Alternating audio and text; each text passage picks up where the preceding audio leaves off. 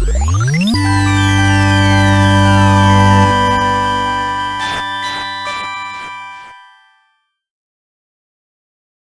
gamers, Skyroby here, ready to give you a review on another amazing game. The game that I reviewed and played live on stream is called Moonlighter. I was provided a copy of this game to review and show my community on Mixer.com. The developer is Digital Sun Games and the publisher is 11-Bit Studios.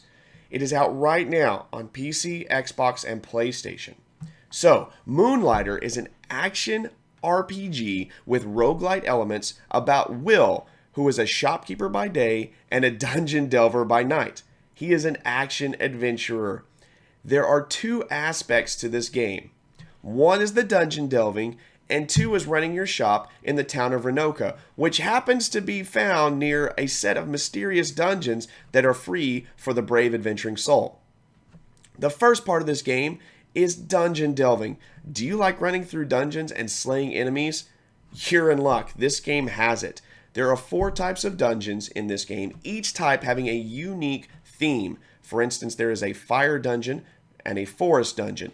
Each of the monsters and bosses in each dungeon have abilities based upon that theme.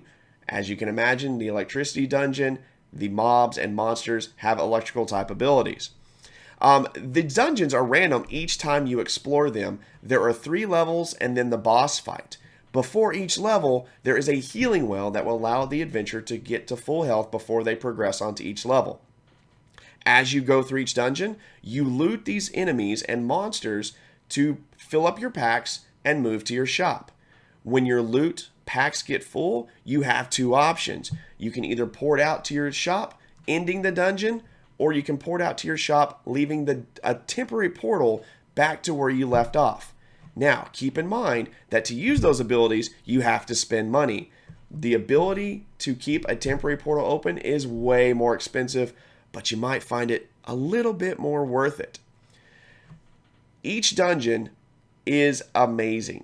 Randomly generated various mobs leading up to an ultimate boss of the dungeon as well as an ultimate boss to the game. Want to manage Will's store and amass a fortune of your treasures and loot? No problem. You can take that loot and run a successful shop in the town. Inside your shop, you have various places to place your items and your loot. As you progress through the game and earn more money, you have a chance to upgrade your shop, giving more space to sell your items.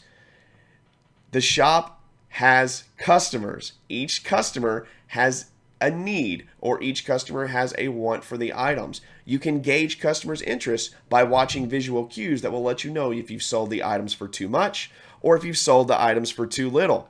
There are also various tasks and quests you can get in from each customer. Be wary, there are also shoplifters, so keep on your toes.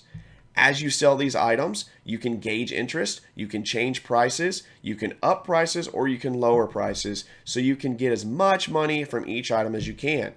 Each of these items can be seen and tracked through a journal. One other aspect of the shop is the upgrading part. You can actually bring in items to place around the shop to give you various buffs. For instance, there might be an item like a rock that will allow you to grab a 20% tip from each purchase. This really allows you to amass a fortune quickly. There are also things that allow customers to move along quicker, as well as prevent shoplifters from coming around too often. What about gear? There are tons of gear options in this game. You can wear gear that are heavy armor, as well as gear that's light armor. You can have weapons such as sword and board, spears, fists, or even heavy swords. If you're the long-range type of player, no problem, there's a bow and arrow. All of these things are fully upgradable. Their stats are upgradable, each item is upgradable, and you upgrade by doing different dungeons and taking those pieces and bringing them back to the armorer to upgrade those items. They do get more expensive as you go on, but make the game so much more enjoyable. The town itself is also upgradable. You can upgrade the town. You can bring various new vendors into town, such as a potion maker or an armorer or even a person that sells relics to help your shop earn more money or be more enticing. I loved this game. The game reminded me of previous 8-bit games that I played as a kid. The randomly generated dungeons added to the mystery of each level and provided me with a chance to kind of hone my skills and learn each weapon and then collect some serious loot. Being able to port back to town was amazing. It gave me an opportunity to keep my shop going. I highly recommend this game to anyone that loves those special roguelite indie games. Explore some dungeons, run your shop, and show the town that you're serious about your dungeon delving skills. As always, thank you so much for taking the time to watch this video and review of the game Moonlighter. Feel free to leave comments below or ask questions about the game.